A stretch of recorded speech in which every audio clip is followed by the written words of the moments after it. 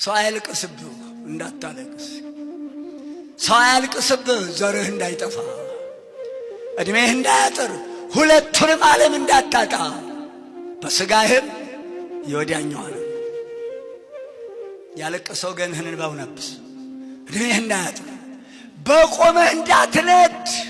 እንባ እሳት ነው፣ እንባ መዶሻ ነው፣ እንባ ሰይፍ ነው።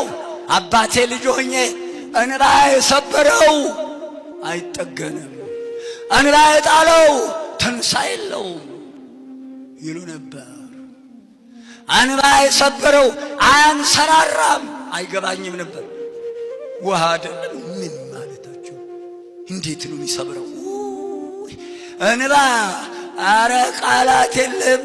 በእንባ የሚያመጣው ፍዳ፣ እንባ የሚያመጣው የሚያነደው እሳት አረ ቃላት የለውም፣ አይገለጥም። ሰው አታስለቅስ።